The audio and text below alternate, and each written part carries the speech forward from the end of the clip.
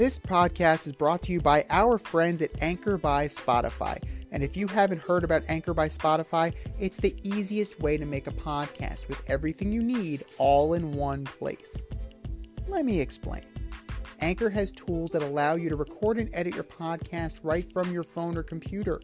No specialty training or equipment needed. When hosting on Anchor, you can distribute your podcast worldwide on listening platforms like Spotify, Apple Podcast, and many more. It's everything you need to make a podcast all in one place. And best of all, like I've been saying, Anchor is totally free. It's free. Download the Anchor app today or go to anchor.fm to get started and make your podcast dreams a reality. That's anchor.fm. What are you waiting for? Download the app. Well, it's a big show. Welcome to the Fade Round It's a big bad show tonight. with DNZ. Yeah, it's a big show. Here are your hosts, Crank it up, turn on them lights. DNZ.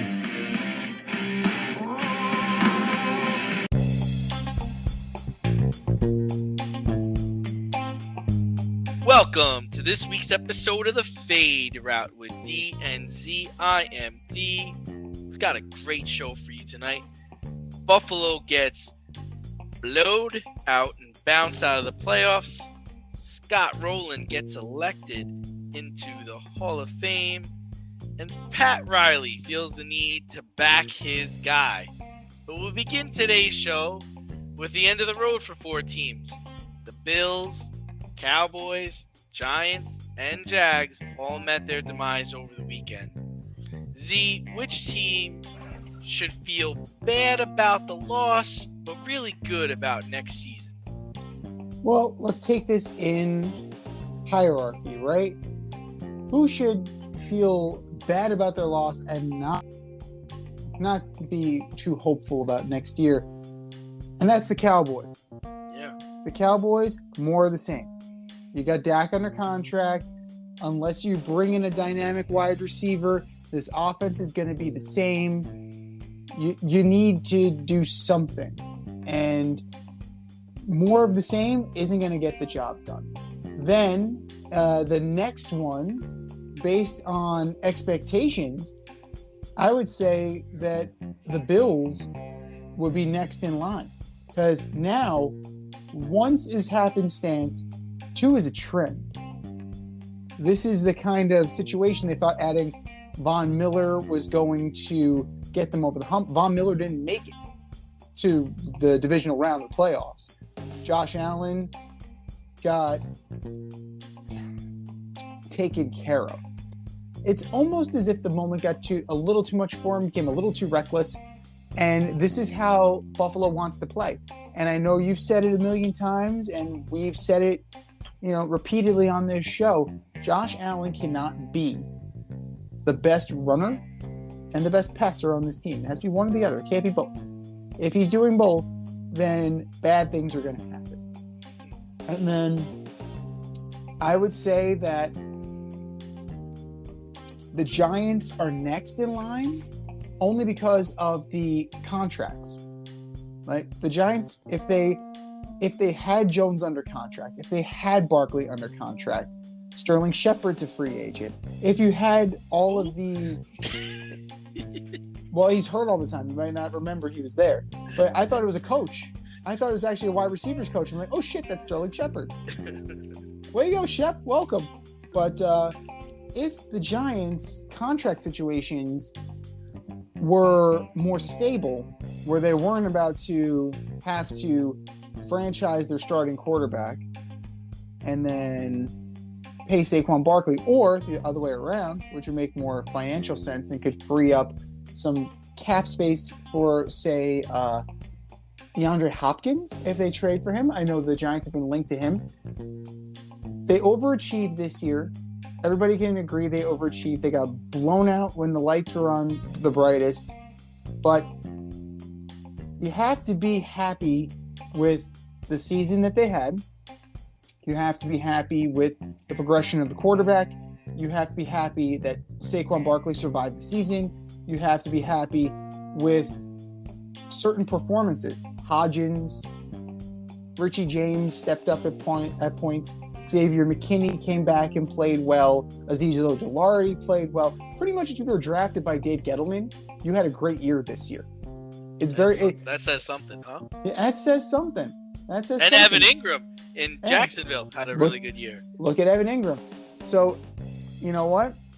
I think Evan Ingram might have been the last Jerry Reese. But either way, you know, that Gettleman regime was able to identify players, just could not identify coaches worth of shit. And I say, based on the confluence of events, the Jaguars are slightly in better position than the Giants because of the fact that they have Trevor Lawrence under a rookie contract. You have Etienne. You have a wide plethora of weapons.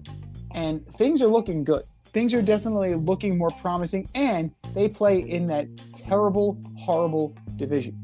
So that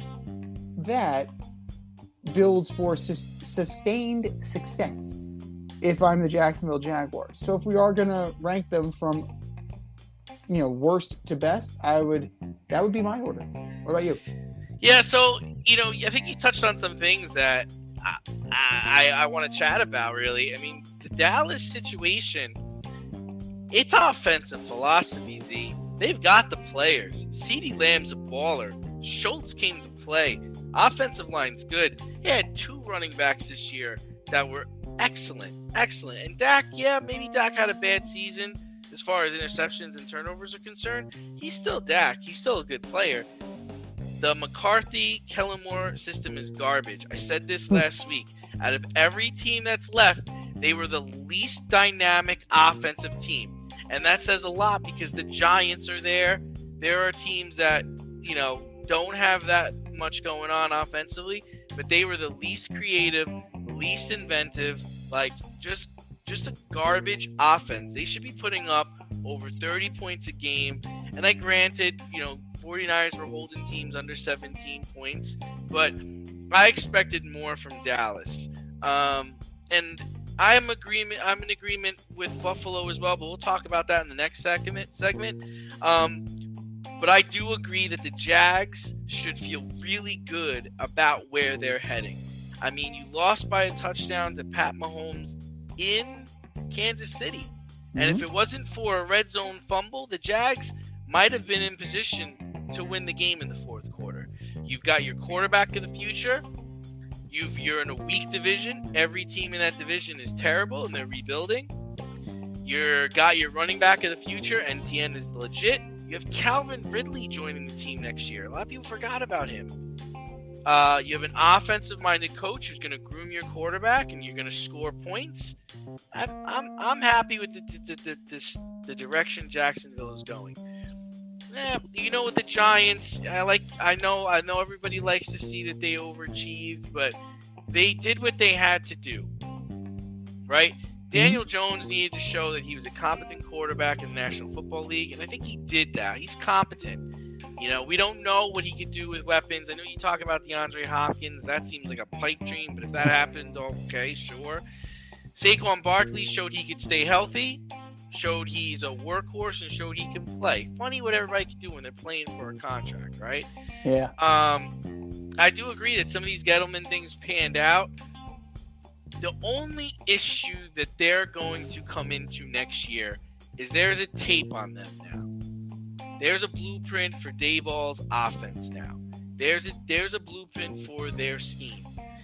What they need to do is they need to look at, okay, how do we move forward next year? What players do we have to get to beat the 49ers? What players do we have to get to beat the Eagles, who I think have beat them the last 5 times they played them? And that's the direction Shine, Daboll, and the organization needs to go with. So they have a chance to play well. I'm not saying that what happened this year was a fluke. I don't think it was a fluke. I think they played well. They showed that it was a coaching problem they had the last couple of years and not a player personnel problem. No, they've identified several stud players on this team that will only get competent coaching. The problem is that some of them are now in their fourth year in the NFL. So you had Shermer, you had Judge, you had that brief run of Steve Spagnuolo. The Giants have been a turnstile. They've been a joke. A laughing stock since Tom Coughlin left. I like the direction it's headed in. Gettleman started it, and fans could not wait to get the guy out of town because, he made a few missteps in terms of, Saquon Barkley, the whole touched by the hand of God comment. Was it a stretch to take Daniel Jones at number 6? When you could have possibly had him later in the draft? Could you, would somebody have taken Daniel Jones ahead? If that's the case, would you have ended up with Dwayne Haskins, the late Dwayne Haskins? What happens? So all of that is in the past. The Giants have a bright future ahead of them. They just need to get better. You asked how they compete with the Eagles. The Eagles have an all-pro at every position, essentially. They are the 2006 Yankees. The 2006 Yankees had an all-star at every position and were 3 deep in the rotation with all-stars. So that's the level of team. That's the depth that Howie Roseman has put together. And it's amazing what you can do with a quarterback on a rookie contract, right? Jalen Hurts allows them not paying Jalen Hurts allows them to make these moves. And eventually that's going to come due. So much like the Rams had to make their balloon payment, the Eagles will eventually have to make their balloon payment on the quarterback, and the rest of the team is going to have to suffer. But let's talk about the Cowboys for a second. How about them Cowboys? What the fuck was that play that Mike McCarthy called at the end of the game? And he didn't want to talk about it. He didn't want to talk about it in the presser either. He was like, I don't want to talk about the play. Now, I just have one question. Why was Zeke snapping the ball center? Now, here's the thing. Zeke is a smaller guy, right? The center's a big motherfucker. You put a big motherfucker in front of the linebacker, and maybe he doesn't get trucked. I'm just throwing that out there. I don't understand what that's called. Now, McCarthy said that they've done this. They've fooled around with it during end-of-game situations. That's end of career. But that's almost as bad as when the Colts lined up against the Patriots on 4th down with all of their linemen to the left and the quarterback. What did you think was going to happen? Who told you to hike that ball? Why did you snap the ball? Who told you to hike that ball? Who's losing their job here? God damn it. Who am I not paying around here? But that was embarrassing. That was absolutely embarrassing. And it's 2 years in a row that something horrible has happened to the Cowboys. Last year, the clock ran out on them. And then this year, they run the dumbest fucking play I've ever seen in my life. So Jerry Jones hasn't been speaking to the media. I think he's gobsmacked. I think he's trying to figure out what the hell he's doing or how much he's willing to give New Orleans just to talk to Sean Payton. Yeah, I mean, I think what they were trying to do in that situation was get as many skilled players on the field as possible so that when they started throwing the ball backward, they were throwing to people that could catch, could run, and could throw.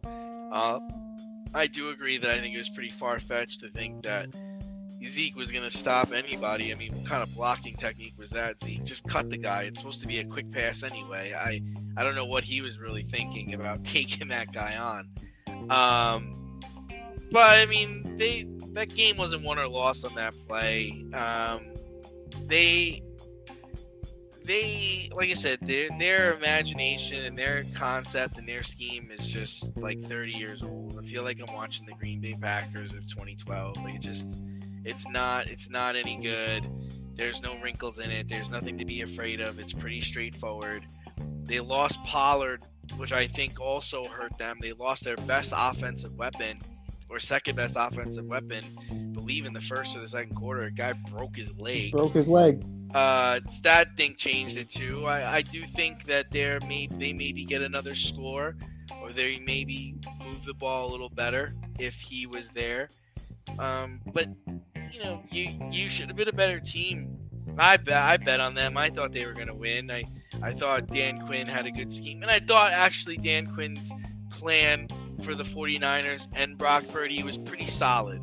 I mean, outside of the Kittle catch, Brock Purdy was pedestrian. He didn't turn the ball over, but I think he only threw for 197 yards. And they needed the offense to score. The offense didn't, and the Cowboys lost the game. Avoid messy accidents. Get better stopping power with your brake pads. Callahan brake pads. You never know when you'll be driving in the road and there will be a truck tire that you need to avoid and save your family. Callahan Auto. We really care about what's under your hood. But, I mean, you are saying that the most disappointing team over the weekend was really the Cowboys, and I'm going to argue it was the Buffalo Bills. They began the season by throttling the defending champs, LA Rams, on opening night, but man, did they fade down the stretch, see? Last offseason, they went and they signed Von Miller, assuming they needed a closer, that guy to put Mahomes on the ground in the fourth quarter, or chase down Justin Herbert when he's trying to make a comeback, or going after Joe Burrow in an AFC Championship game, or maybe even, just to get to the Super Bowl. That didn't really pan out this year. So what changes do the Bills need to make next season to compete against Burrow or Mahomes? Well, I mean, what I said was that the Bills are slightly brighter than the Cowboys. The Cowboys are just dead in the water. Like, they are just stuck in the mud. The Bills at least have room to grow. If they acknowledge the fact that they need a running back. They are a cold weather team. Or at least they should be a cold weather team. Come on, Z, you don't believe in James Cook, man? I believe in James Cook. I think James Cook is a fine running back. But he's not going to do much getting the ball 6 fucking times. No. That's just absurd that he got the ball. I'm sorry, he didn't get it 6 times. He got 5 times.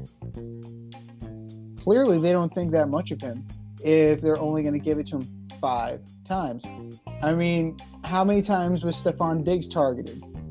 Not that many. So, none in the second half. So, what needs to happen is they need to get a dynamic running game and take the pressure off of Josh Allen, because if Josh Allen needs to run, then it's a problem. Josh Allen has the arm, he has the escapability, he has the tools. The rest of the team is coming along. That defense, and it's going to lose players. Tremaine Evans is a free agent. Von Miller, maybe Von Miller comes back, maybe he doesn't come back. I don't know that for a fact. The secondary's beat up. So they have pass rushers. The defense needs an overhaul. The running game needs an overhaul. The passing game is fine. They rebuilt that offensive line. They got bigger guys. They got stronger guys to try and keep Josh Allen upright. And ultimately, the aggressiveness of Josh Allen is what did him in for the most part this year. He was trying to be Brett Favre. And when he was Brett Favre, that's when shit went down. So, I mean, you're looking at it. They only ran the ball 19 times. It's a joke. 19. It's a joke. They traded Zach Moss. In the snow. At home. Now, who else is a cold weather team? Cincinnati Bengals. Cincinnati Bengals are a cold weather team. Joe Mixon ran the ball 20 times. 20 times. Samaje Perine had 7. Burrow scrambled for six times.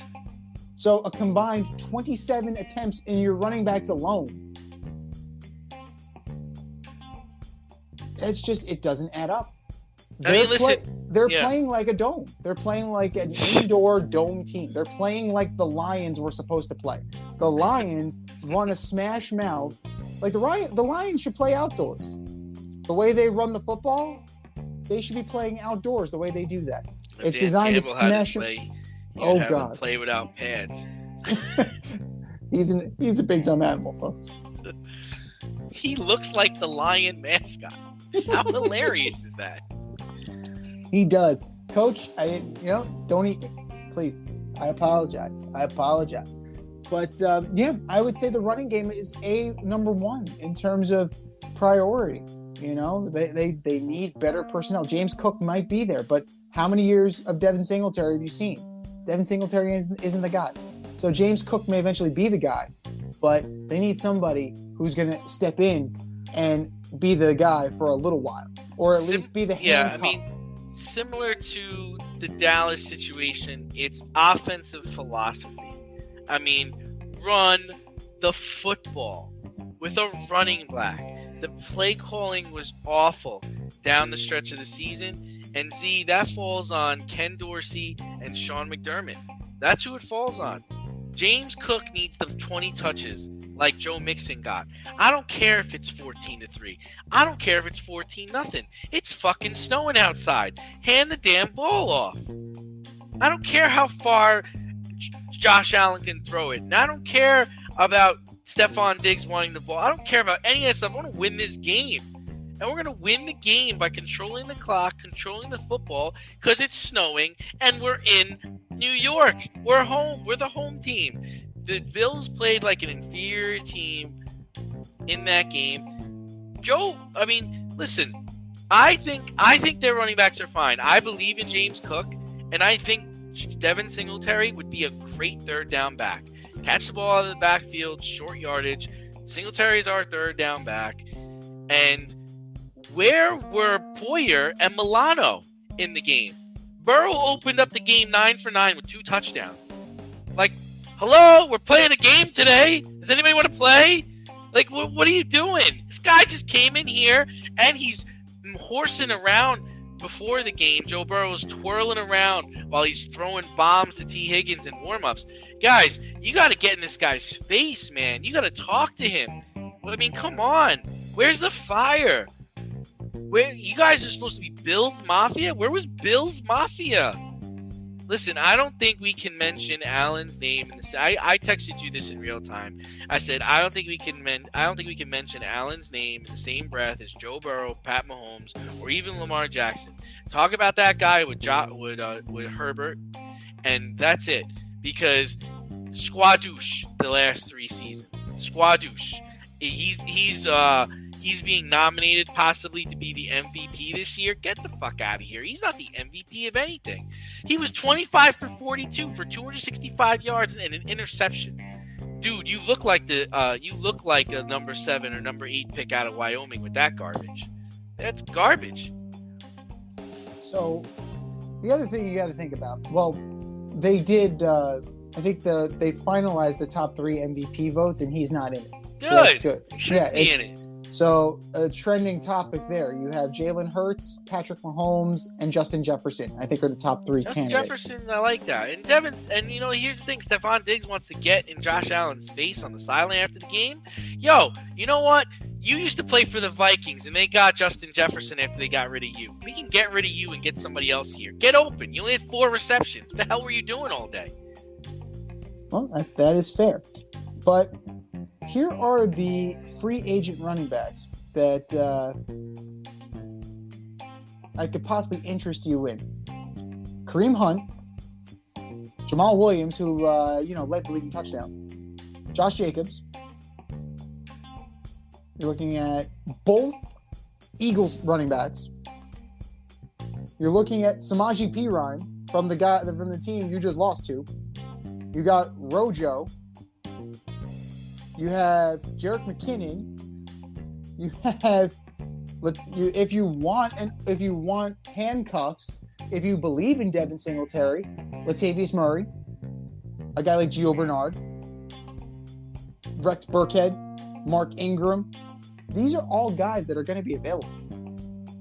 All of those guys I just mentioned, I didn't even mention the big fish, right? I didn't mention Saquon Barkley. That feels like a pipe dream and unnecessary. That's the only guy. Honestly, Z, that's the only guy. I'm not interested in any of those other guys. I believe in James Cook. You want to talk about Josh Jacobs? Yeah, but he can come to Buffalo and get hurt.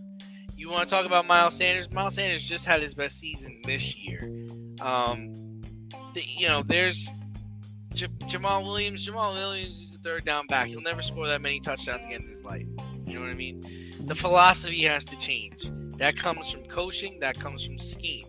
You're the Buffalo Bills. You play in upstate New York. West New York. You need to run the football. Oh, interesting. As I'm scrolling down the list, he's a free agent. So they could possibly, So all right. The one thing is that he only has $974,000. That's what he was making. So the other guy that's very intriguing, slightly older, but only by 3 months, David Montgomery, used to cold weather, seems to have come back from the injury bug. He gets hurt every year. He's good. He gets hurt every year. He's good. He's good. I like him. But... So you have options out there if you want to upgrade your running back and your running game until James Cook is ready to be the every down back. But like you said, though, I'm going to agree with you that you don't know if he's the every down back when he gets 6 carries. How could I possibly know anything about this man? John Kuhn got 6 carries a game for the Packers. Like John Kuhn was an everyday back. You're breaking the huddle and you're going into shotgun. Like, you need to be under center. You need to have an eye back. You need to have pro set. Like, make people worried about your run game. You're the Buffalo Bills, man. Like, whatever. But anyway. But when they got to the Super Bowl, it was a complimentary thing. It was a complimentary team, right? You had Thurman Thomas. Right? You had somebody like Thurman Thomas. Now they need to develop that. But if Ken Dorsey is taking over from Brian Daboll and they're not valuing the run game like you're saying, then this team is just going to be on that hamster wheel. It's just gonna keep doing what it's doing. Step outside of your safe area and make a statement without saying much with FCK Clout Lifestyle Apparel. Embrace the colorful chaos and stay emotionally regulated in their hoodies, snapbacks, graphic tees, accessories, and more. Season 3 merch is up now. Get it while you can. Go to fckclout.com and get all of your needs from men and women. That's fckclout.com. Speaking of keep doing what it's doing, Pro Football Writers Association. They've been hyping the Jets running. They've been hyping Jets rookies all year. All season, hyping the Jets rookies. Sauce Gardner, Garrett Wilson. Your defensive rookie of the year, your offensive rookie of the year for the Pro Football Writers. Right? The Pro Football Writers Association have made their choice. They made their choice back seemingly in August. But the AP hasn't voted yet. Is the AP going to follow suit with the Pro Football Writers Association? Z, I don't know. Listen, for me, I definitely like Rolen from the Seahawks. He got his team to the playoffs. He had more interceptions than Sauce Gardner. He had 6. Sauce Gardner had 2. And their difference in touchdowns was not much. I think Sauce had maybe like 6 more solo tackles or 5 more solo tackles. And as far so their numbers are very similar. I'm more, like I said, I understand how great a shutdown corner can be, but at the end of the day, it didn't do much for the Jets. Rolen had a more impact because he caused turnovers. He got his team to the playoffs. I'm not saying that he carried them to the playoffs, but he got into the playoffs. So to me, he carries more weight. And offensively, see, you might disagree with me, but I'm going with Brock Purdy, man. I really am. The guy went undefeated, and he's playing in the NFC Championship game this weekend. He has a chance to go to the Super Bowl. How could this guy not be voted for? I understand he didn't play all year, but look what he did when he did play. I don't even think he's thrown an interception this year yet. And if he did, he only probably has one or two. So I'm with Brock Purdy. Yeah, I wouldn't be surprised if Sauce gets it, but to me, he's not a Charles Woodson. He's not that prolific that he just stomps out all the competition. No, for me, I think Tariq Woolen would be fine. I personally like Aiden Hutchinson. 34 solo tackles, 9.5 sacks, 3 picks from a defensive end position. Yeah, that's impressive. That's an impressive stat line. In Detroit. So, like, you know, he was a main part of why they were just that game away from being in the playoffs. But if you're looking at, I mean, Sauce Gardner is a fine choice, but I mean, and we dogged him. We dogged him earlier this season. We dogged him before the season started. I'm not gonna lie on that, and I'm man enough to say that he played out of his mind. He played better than I thought he was gonna play. I can say that. He played like the number 4 overall pick. He justified his slot. He did. Yeah. But better bang for your buck, better return on investment. It's got to be Tariq Woolen, just based on where he was drafted and how he performed. Just based on that, I would say that Woolen is better than Gardner. I would still give it to Hutchinson over both of them, but if you were choosing between the two corners, I would go with Woolen. Now, offensively, yeah, Brock Purdy's impressive, 13 touchdowns, 4 picks, 1,374 yards, QBR 65.5. Undefeated, stepped into a shit situation, and he made it work for him, right? Third string quarterback, you don't know how he's going to react. Oh, he's just undefeated going into the NFC Championship game. Based on the short sample size of the regular season, it is a regular season award. So that's the thing that we need to keep in mind. He definitely has the stats in that short period of time. And Garrett Wilson, 1,103 yards. Don't forget about Kenneth Walker, man. No, 4 touchdowns. Solid. Garrett Wilson was solid, but I gotta go with Kenneth Walker.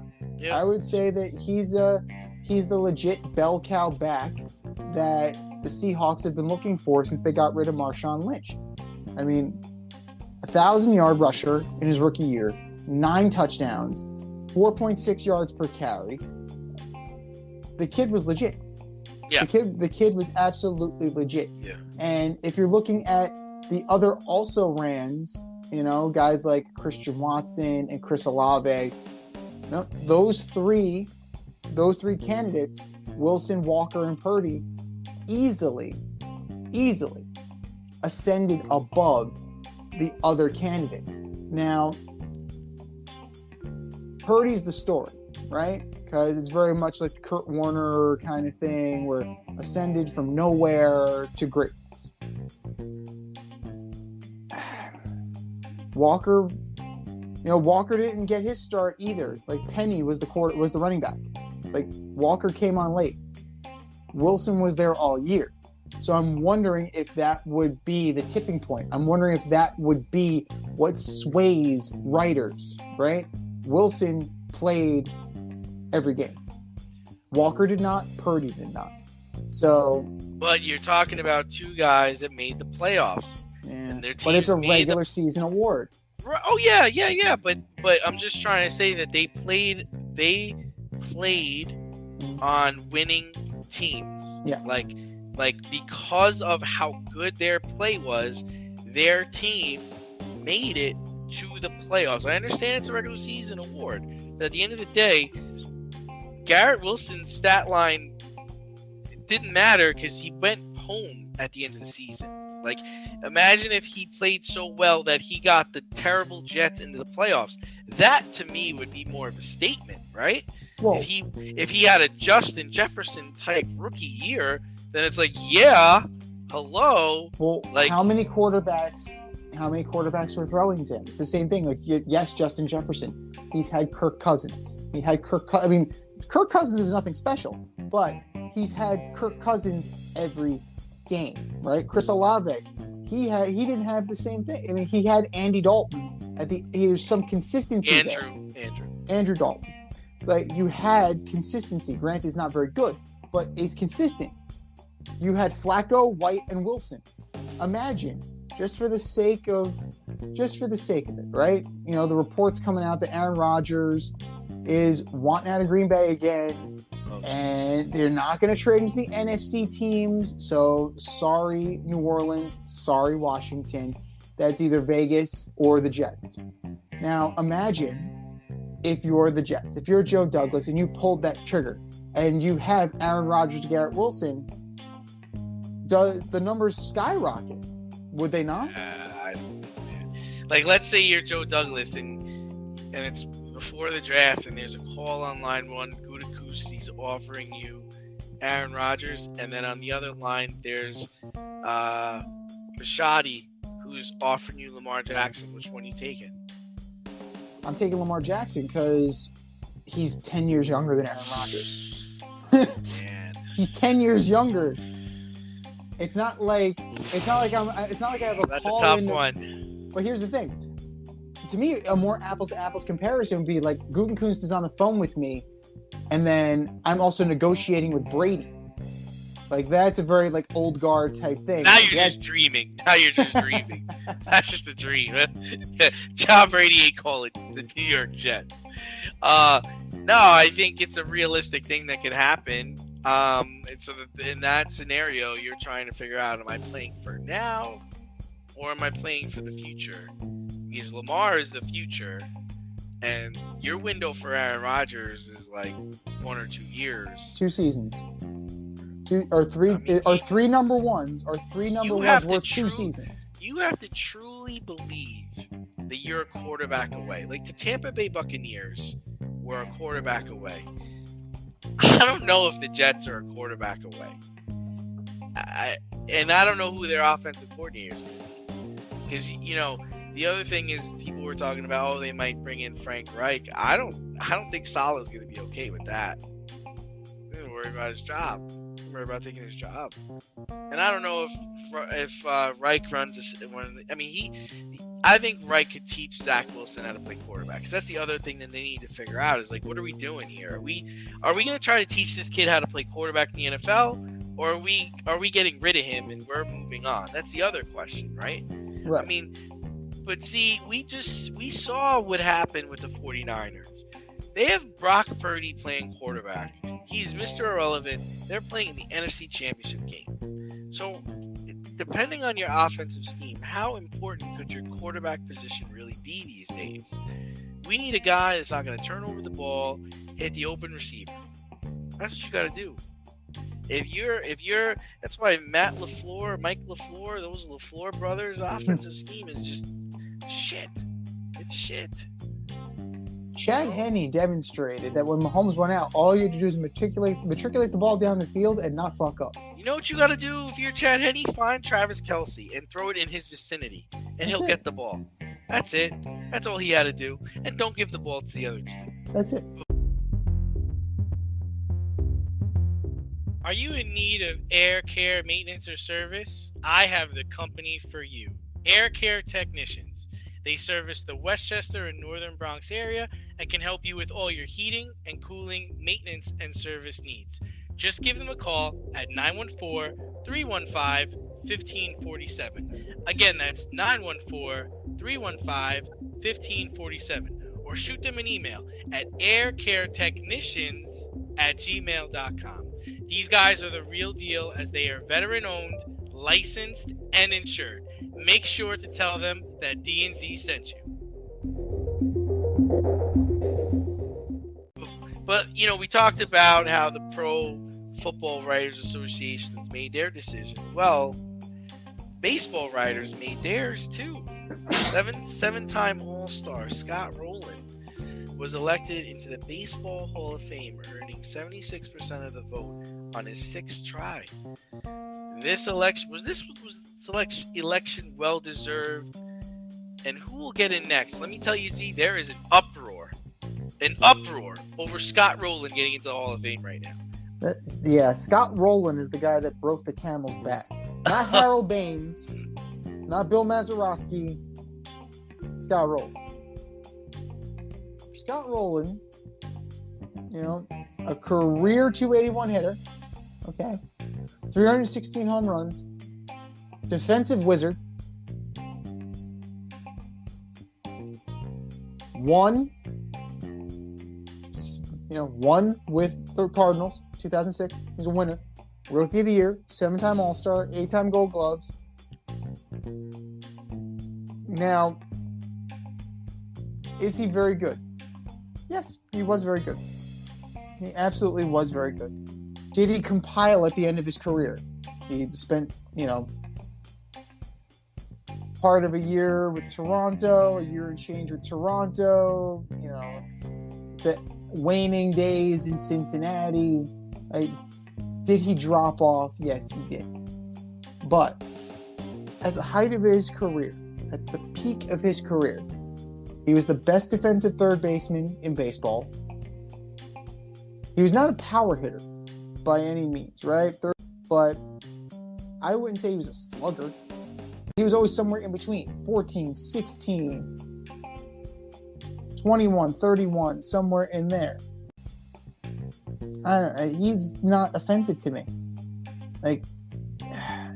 There are worse players in the Hall of Fame.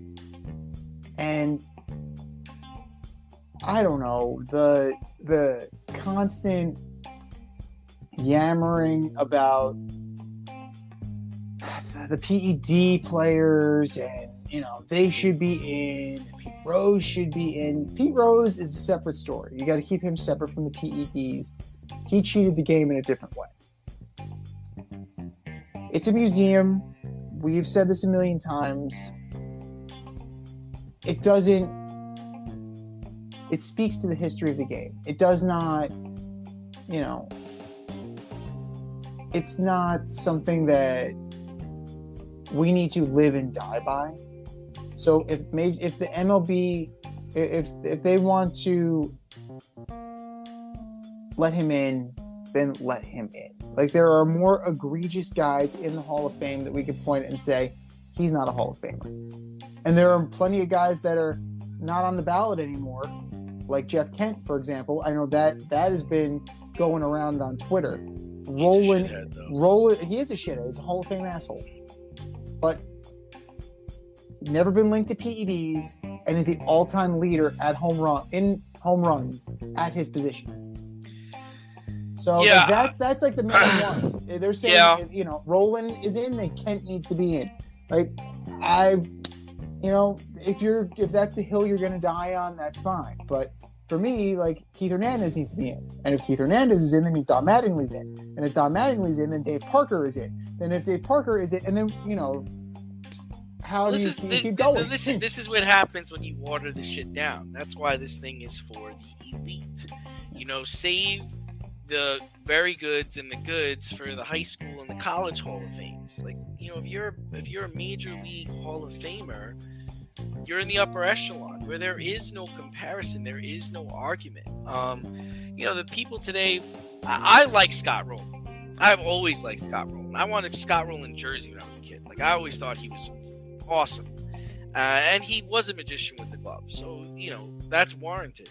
So I don't have a problem with it. I don't have a problem with it. But a lot of people were griping and saying, hey, man, he's a Philly Cardinal guy. If you're a Philly fan or a Cardinals fan, this is your guy and you're happy. But if he's in, then Don Mattingly needs to be in. It's God, all right, I kind of can see that. But Don didn't win a World Series, so it's a little tough. But then they're like, well, if he's in, Bernie Williams needs to be in. It's I was listening to Boomer and Gio this morning, and Boomer's like, I can't believe Bernie Williams is not in. His postseason numbers are there, and I can't disagree with that. No. I can't disagree with that. But then Gio is just like, the Hall of Fame is just a building with plaques in it. And they're, why are people upset? If you like the guy, continue liking a guy. And if you like a guy and he's not in the Hall of Fame, who cares? And I cannot disagree more. I mean, Really? to me, the Hall of Fame is not just a building with plaques in it. To me, it represents the upper echelon of players, of the best talent, or people that change the game. And I don't want to see, like I always say, I don't want to see like Peyton Manning's bust next to Joe Montana's bust. Like, they're not equals, and you've got to be more restrictive about who you let in. But again, I think Scott Rolen's only like the 19th third baseman in the Hall of Fame. And the problem is like, well, you let Ron Santo in. His numbers are comparable to Ron Santo. But now you look at Rolen's numbers, like, well, if Rolen's in, does the Matt Holliday get in? Does Paul O'Neill get in? Like, this is the stuff that, you start to ask. Like, we talked about it a couple months ago, Fred McGriff getting in. Mm-hmm. If Fred McGriff didn't get in, I honestly wouldn't give a shit, because whatever. Like, if I still like Fred McGriff, but I can see the argument where he shouldn't be there. But then you see Jim Thome's there. Oh man, Jim Thome's there. I mean, Fred McGriff should be there, right? Jeff Bagwell's there. Then I guess Fred McGriff should be there, right? Like, it's just you're gonna get into this. And I'll give you one right now. I have a player comp for Scott Rolen, and I'm gonna give you his statistics, and you tell me if he's a Hall of Famer, and then I'll reveal who the player is. Game? Yeah. We're 240 average. 390 home runs. 390 home runs. 1,314 RBIs. And 2 times World Series MVP, ALCS MVP, 6-time All-Star, and a 2-time Gold Glove. How many RBIs? 1,314. So more than Rolen. Okay. More than Rolen. More homers than Ricky. I would say he's borderline, and I would probably lean towards no. Greg Nettles. Yeah. That was the stat line, career stat line for Greg Nettles. So he's not in, is he? He's not in. Yeah, he doesn't sound like he should be in. No. No. But and then you take into consideration like the longevity of the player, right? It's like you look at Andrew Jones. Andrew Jones' first 11 years in the league, he has the same, if not better, numbers than Mike Trout. But then he bounced around. He started fooling around. He wasn't as healthy anymore, and he finishes his career as a 254 hitter. He doesn't break. I think he has 454 home runs. Mm-hmm. Is Andrew Jones a Hall of Famer? Shit, he probably is. He's not right now. He probably should be. Are we gonna penalize this guy because he played for almost 20 years? It's debatable, but to me, the Hall of Fame is the Mecca. I mean, that's what we would, aspire to join. I mean, if Gio asked Boomer Esiason if he wanted to be in the Hall of Fame, I'm sure he'd have been like, yeah, I did. Like, of course you do. Like, why wouldn't you? To me, it's not just a building with plaques. Don't make it a building with plaques. You're getting to that situation. So it should be the bastion of the best, right? It should be. Now, there are plenty of players in the Hall of Fame that do not measure up. Like Ozzie Smith. Ozzie Smith was a great defensive player. Yes. Not a great offensive player whatsoever. No, but very one-sided. Right, but for his time, he was the model defensive shortstop for his time. And that's how he got. If he was playing today, he wouldn't get it. No. It's part of the era he was playing in. There was a lot more at stake in that situation with him. Yeah. Kirby Puckett. Like, would Kirby Puckett be in the Hall of Fame today? Probably not. Solid player. Solid player. Yeah, but you know, But I don't have a problem. benefited from retiring early due to the glaucoma.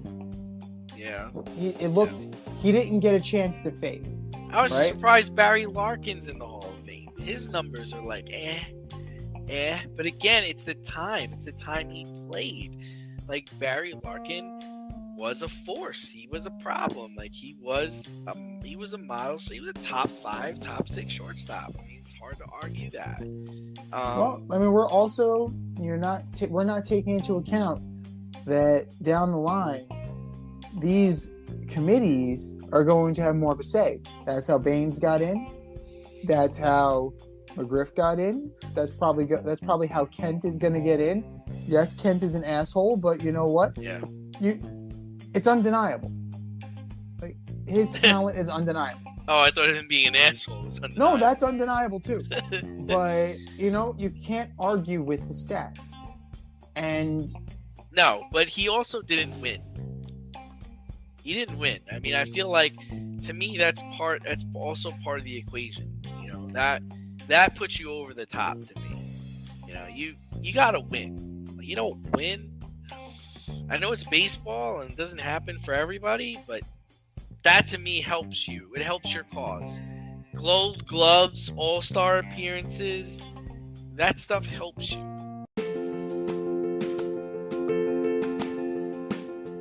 Looking to break into broadcast media, web development, social media marketing, or filmmaking? Then CSB is the program for you. From day one, you'll be trained hands-on by industry pros like friend of the show Rob Adams, whose goal is to get you trained and get you working in months, not years. CSB offers 8 and 16-week programs in small class sizes designed to give you the personalized attention you need. If you can make it in person, there are 5 East Coast locations. If you can't, they offer virtual classes too. How great is that? And once you graduate, you become part of the alumni network that gets you to the front of the line. Trust me, I'm an alum myself. Go to gocsb.com today, request more info, set up a studio tour, and who knows, you may very well be on your way to a career in broadcast media. That's gocsb.com and tell them Z sent you. gocsb.com. You know, we're talking about records, talking about Hall of Famers. LeBron, we've been talking about it for weeks now. He's chasing down Kareem. He's got 178 points to go. It should happen probably before the end of next month. But as he's chasing this scoring record, Pat Riley came out and said Kareem is the greatest player of all time. Now, Z, did Pat need to go to bat for his guy? And do you think Pat even believes that statement? Pat Riley is he's a good man. He's taken up for his guy. He's taken up for Kareem Abdul-Jabbar. Now, a lion doesn't need to remind you he's a lion. And Kareem isn't saying anything. If you're looking at it, it's a different era, right? Kareem played in the highlighted hand checking. You know, you didn't have all of the restrictions on defense that you do now. So for him to average 24.6, 11.2, and 3.6 assists in his career, it's impressive. You know, he innovated the skyhook. He was an all-defensive player 11 times. So, you know, he was only a 2-time scoring champion. But, you know, Oscar Robertson, Wilt, there's plenty of competition. 6 NBA titles. There's plenty there, you know, 6-time MVP. And he won in college, right? And he won in college also, right? He did. But he absolutely did. Now, LeBron, 4-time MVP, 18-time All-Star, 6-time All-Defensive Player. So it doesn't stack up from an all-around perspective, right? LeBron has Kareem dead to rights in points. Where LeBron is going 27-2 compared to Kareem's 24-6. But then with the rebounds, now Kareem was a center, right? That is, you're going to make your bread and butter on rebounds. LeBron isn't about rebounds. So about 4 more rebounds tilted in Kareem's ledger. Assists, that's the main thing. Kareem's not passing the ball. You're passing the ball to Kareem. Send it in, Kareem. Kareem. That's what you need to do. Innovator of the skyhook. That you're trying to get the ball to Kareem. That is what you're trying to do. LeBron is all over the court. He's played every position but center in his career. And even then, he could probably play center. Yeah, he can play center. He's a small center, but he could play center if he wanted to. Riley's just taken up for the guy that he won with, a guy that he knows, a guy that he coached, but he doesn't need to. He doesn't need to. It's trying to create a narrative and create an argument where it's unnecessary. It's the same thing with Jordan and LeBron. It's an unnecessary argument. It's unnecessary. Both guys are great. Jordan has more titles. Okay. LeBron is lost in the NBA Finals. Okay. We can be mature enough to appreciate the greatness, the individual greatness of players and how they impacted the game in different fashions. But Pat Riley didn't really need to do that. But it was nice that he did. Yeah, I mean, I agree with you. I don't think he had to say it. Pat retired Michael Jordan's number on the Miami Heat, and Michael Jordan has ever played for the Miami Heat. That just goes to show you what Pat Riley thinks of Michael Jordan. Mm-hmm. And Kareem doesn't care. Kareem knows how good he was. He doesn't need Pat Riley to validate his numbers or his career. So for me, I don't understand why he had to come out and say that. And I don't think he believes it. I think he does deep down inside think Michael Jordan was the best player. The reason why he says Kareem was the best player was because of his longevity. I mean, I guess so, but at the end of the day, Michael Jordan was a force Pat Riley could not stop, and Kareem was a force that he had the luxury to have on his team. I would agree with that. I definitely think that, it's deferential to Jordan. It's definitely, I don't want to say that Kareem is a pawn in the Jordan-LeBron argument, but he's definitely a proxy. He's definitely a proxy for that, since at the tail end of his career, Kareem, they did cross paths. Not necessarily for a very long time, but Kareem innovated the game in a different way. And if anything, Kareem really set the table for what LeBron is trying to do in terms of being a social media ambassador and being an NBA goodwill ambassador. Kareem started the social justice fight. And I think that in that regard, I think he needs to be appreciated for what he's done. He walked so LeBron James can run. He did what he did, and he stood up for what he believed in, so LeBron James can advocate for what he believes in. So I think it's just a generational issue, and it's a generational appreciation. You're always going to like your guy. The next person who comes along, whether it's Zion, whether it's Ja Morant, whether it's Giannis, whomever that generational player is going to be. What if it's Bronny? That would be funny. If Bronny comes along, and he's the generational talent who tries to take down LeBron. It's just, that's how sports works. Like, it's cyclical, and everybody's tribal about their guy. Everybody's tribal about their team, but it's really unnecessary, and it's something that we all should just be able to step back and appreciate.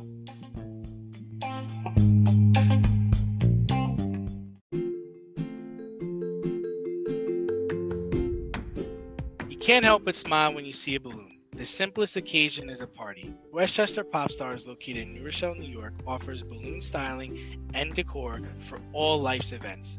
Birthdays, anniversaries, weddings, showers, school and corporate events, store openings, or just because. Westchester Pop Stars takes balloons and shapes them into works of art, creating decorative installations for your special occasions. No event is too big or too small, and their custom personalization service is top-notch. Westchester Pop Stars is a private studio, quickly expanding. In-person consultation is by appointment only. Send an email to westchesterpopstars@gmail.com for more information or to schedule an appointment. No need to hire an event stylist. All you need is balloons. Currently servicing Westchester, Putnam, New York City, and Connecticut. To find Westchester Pop Stars, search for them on Instagram, Facebook, or Google.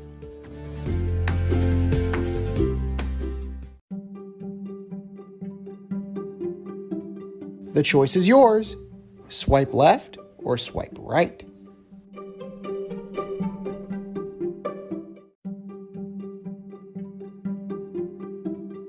All right, boys and girls, here's how it goes. We have a statement, and we either swipe left or swipe right, online dating style. So get those thumbs ready, and let's go. Swipe left or swipe right. Number one, Bill O'Brien as the OC of the Patriots next season. Oh man, anything's better than what they had. I'm swiping right on this. I don't want to see any more Joe Judge. I don't want to see any more of, anything. I don't want to see Matt Patricia calling offensive plays. Let's get Bill O'Brien. Let's let him work with Mac Jones. And let's see if they can put something together. So I'm swiping right. So I'm swiping right as well. He had 1 year as the OC in New England. OC. 1 year. And in that time, second in yards, third in points, I would say that's pretty darn good. That's pretty darn good.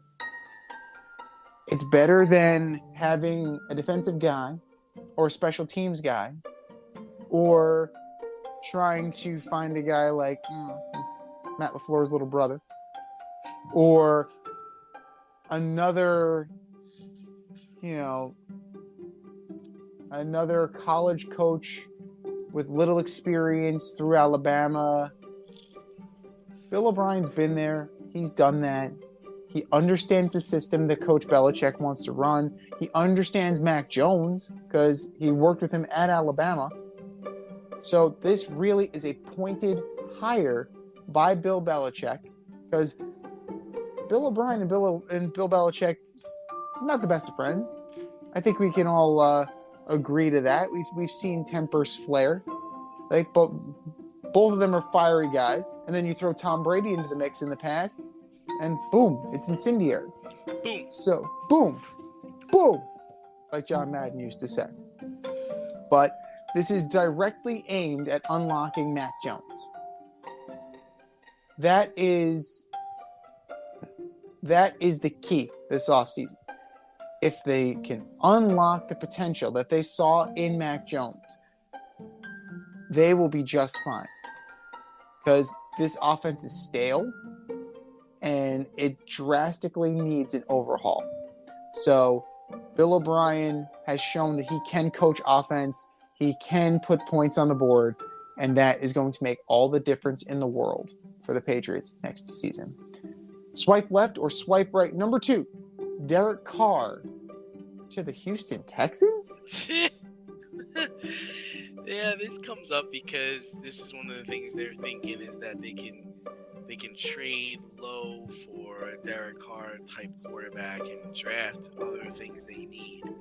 I'm gonna swipe right on this. Follow in your brother's footsteps. Go play for that franchise.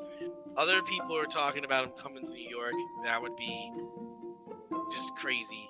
I'm gonna swipe right on the Texans going with Derek Carr. I have to swipe left on this. I gotta. I have to. This team is rebuilding.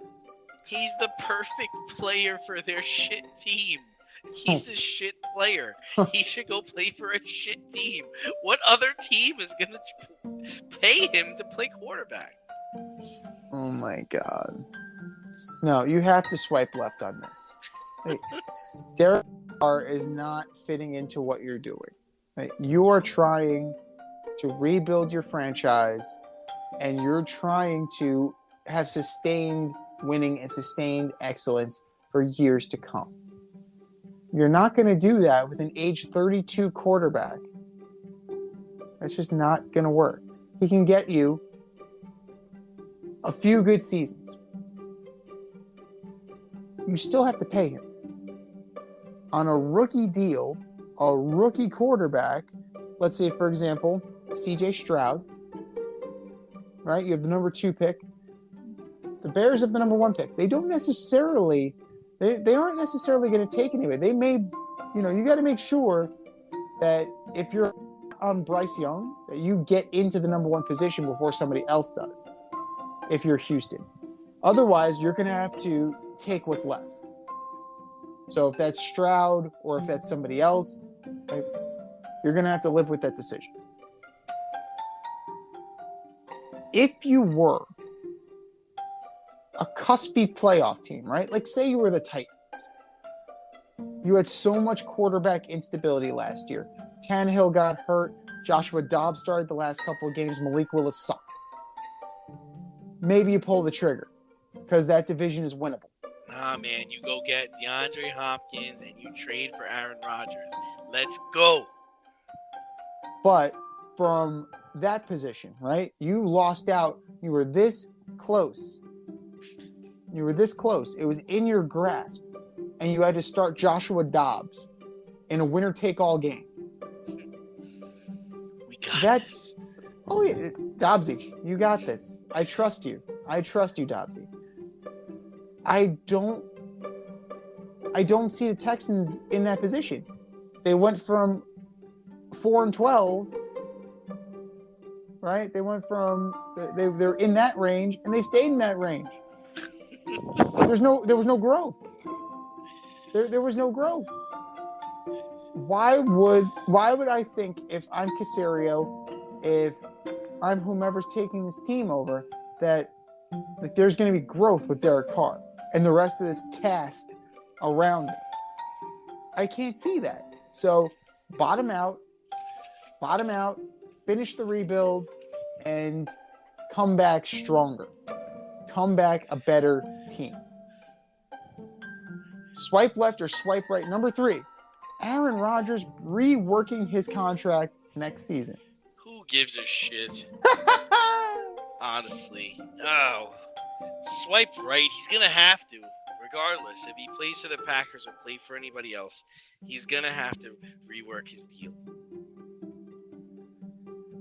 Oh, Aaron. He always finds a way into our show.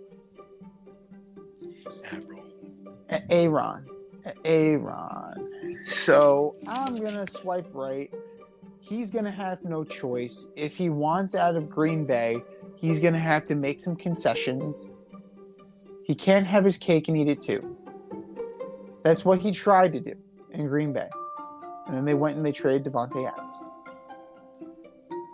You need to be able to work with management in order to build the team around you for sustained success. Aaron Rodgers with a bunch of rookies did not work. Aaron Rodgers with a bunch of rookies and Randall Cobb did not work. As far as best landing spots, I mean, a reunion with Devontae Adams would be great for him. But I don't know how that's going to work with Josh McDaniels.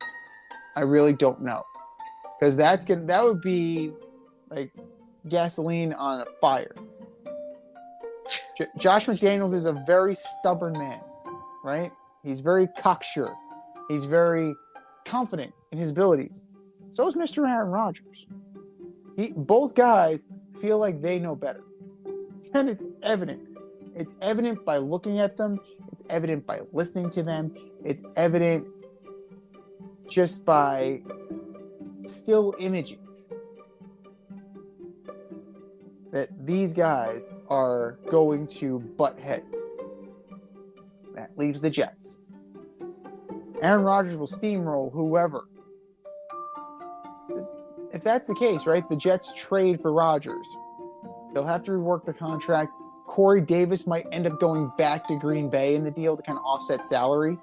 Corey Davis has been rumored to be a cap hit casualty anyway. So, who's to say that Mr. Hackett doesn't join Aaron Rodgers? Because Robert Saleh can rest easy. Hackett is no threat to him as head coach. Right? If you're worried about Frank Reich taking your job. We've seen what Nathaniel Hackett can do. I'm good, man. I'm good. You go do your thing with Aaron Rodgers. You know, he's gonna have to rework some things in order to make sure that he gets what he wants, which is a trade out. And if he does that, the Jets may move up to second place. Maybe. But he's going to have to play ball one way or the other.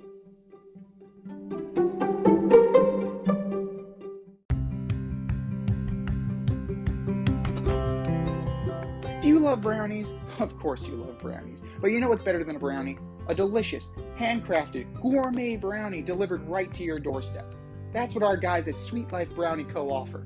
Chef Tommy D and the crew offer a dozen delicious delights that you will crave, from the classic OB to Dutch apple to campfire s'mores and many more. Check out their website, sweetlifebrownieco.com, for their Friday brownie drops. At noon, their site goes live and you see what they're making. Since you're there, become a site member and earn points. You earn 50 points just by signing up. Make sure you follow them on Instagram and Facebook too, at sweetlifebrownie_co, for the latest updates and their latest releases and creations.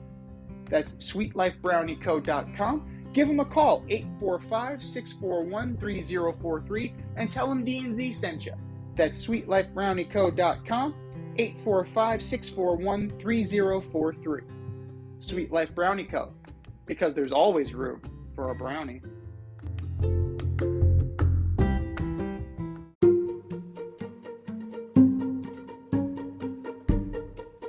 The Fade Store presents the Alleged Superstar of the Week Award.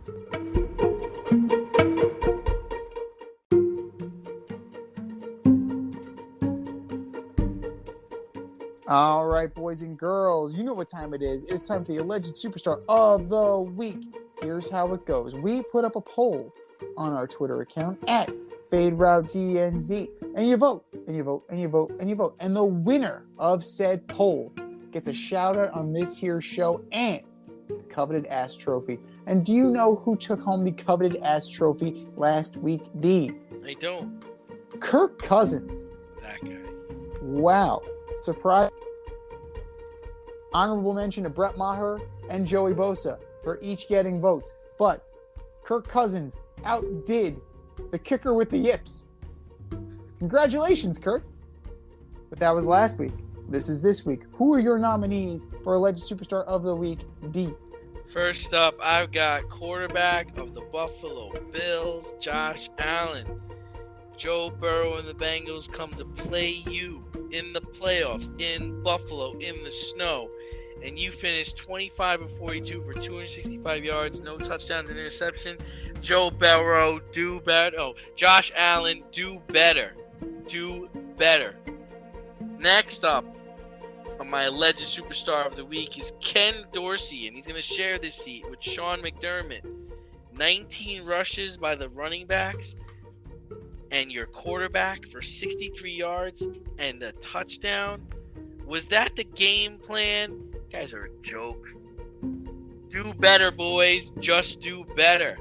And my last and least is Gio from Boomer and Gio, whose real name is Greg Giannotti. The Baseball Hall of Fame is a building with a bunch of plaques voted on nerdy baseball guys. Dude, the Hall of Fame is for the upper echelon of talent in professional baseball. It is a place where the best players in sports are immortalized. Yeah, it might be voted on by nerdy sports writers, but they have they have love for the game of baseball, and they know way more about it than you do. Look across the table and ask Boomer Esiason if he wants to be in the Pro Football Hall of Fame. I'm sure he does. Or better yet, if you ever get invited to join the Broadcasters Hall of Fame, make sure you turn it down. Greg Giannotti, you are my alleged superstar of the week. Z, what do you got? Back after this. Oh my goodness. Yeah, all good choices. All good choices. A lot of smoke coming at Buffalo, and rightfully so. But I'm going to start with the Dallas Cowboys. What the hell was that play? I'm going back to it. I'm sorry. What the hell was that? What in the hell? What in the hell was that? You had the opportunity. Where opportunity meets preparation. That's where you were. You showed you were unprepared for the moment. Running that crazy-ass trick play. Something out of a flag football league. At the end of the game. Also, Dalton Schultz not getting his feet down. That sets you back. That's an incomplete pass. Instead of a first down the clock stoppage. Oh, yeah. Just shitting all over the field. That's what you did. You shit the bed. You shit the bed in the last 2 minutes of that game. You could have won. But you didn't. Enjoy the golf course.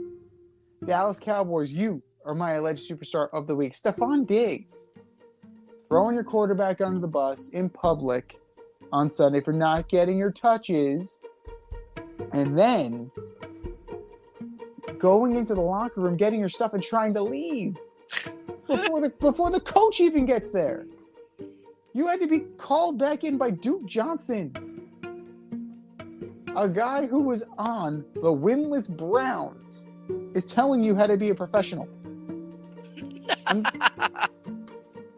I'm throwing that out there. I'm pulling that card right there on the table. The winless Browns card. Duke Johnson is more of a professional than Stephon Diggs is. Stephon Diggs, you are my alleged superstar of the week. And White Sox pitcher, we'll see for how long, Mike Clevenger. Allegations of child abuse and domestic violence. No joke here. That's sick. That's disgusting. Mike Clevenger, you are my alleged superstar of the week. I think we've said our piece, ladies and gentlemen. Go to our Twitter account at FadeRouteDNZ and vote, and vote, and vote, and vote. And for our nominees, just do better, boys. Just do better.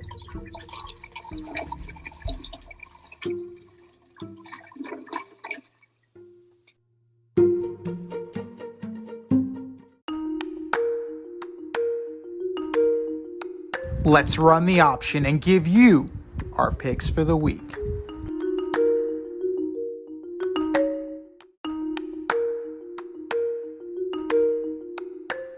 It is the option for Championship Sunday in the NFL. 4 teams left. Only 2 can advance to the big game. Let's see who you got. Sunday, 3 p.m. the San Francisco 49ers at the Philadelphia Eagles. The Eagles. Oh. That was a beatdown they put on the Giants last week. Let's see what happens when they play a better team. Let's see if Purdy can be the guy that Daniel Jones was not. And let's see what he can do against that secondary and that defense, which is ferocious. They're going to try and take it out of his hands. McCaffrey and Mitchell are resting. They sat out of practice today. They're going to be the X factors. George Kittle is going to be the safety valve. That amazing catch that he made. Like, he's going to have to do more of that. I'm taking the Niners. And it's going to be close. You have the number 1 defense against the number 2 defense. These offenses are complementary. They're going to bring it. And it's going to be a battle. And whoever blinks last. Whoever makes the last biggest play. And I think that's going to be Fred Warner. If I'm going to target out one singular player, Fred Warner is going to have a monster game this Sunday. Your AFC Championship. Sunday night, 6:30. The Cincinnati Bengals go into Arrowhead to take on the Kansas City Chiefs. Bengals. We agree. Mahomes says he's going to be okay with that high ankle sprain, but that's bad. He could not put any weight on it. He could not push off to throw. I don't know if that's going to heal in just a week. And this is Patrick Mahomes' latest foot injury. It's his latest one. How many times has he dealt with plantar fasciitis? He's had a toe injury. He's had a turf toe. It has to do like whatever, like his body composition or whatever. It's causing him to constantly have issues with his foot. Last week, it just happened to be a defensive lineman landing on it. Like, that was just the happenstance of it all. But Mahomes definitely has a lot of problems with his feet. Cincinnati's got some issues with the offensive line. We'll see if Chris Jones gets home this week. I think he does. I think he finally gets that sack that we've been waiting for. But Bengals by 3. This has been the Fade Route with D&Z. Thanks for tuning in tonight. You catch our podcast on Wednesday nights on Anchor, Spotify, iHeartRadio, wherever you listen to your podcast. So until next time, stay faded, everyone. Time for us to run the go route, but we'll talk to you next week.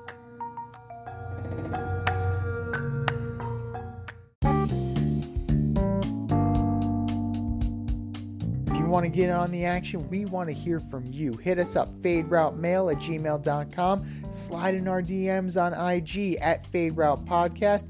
Drop us a DM on Twitter @FadeRouteDNZ. Comment on our YouTube channel, The Fade Route with DNZ. Questions, comments, picks, segment suggestions, you name it, we want to hear from you. Get at us, in crowd.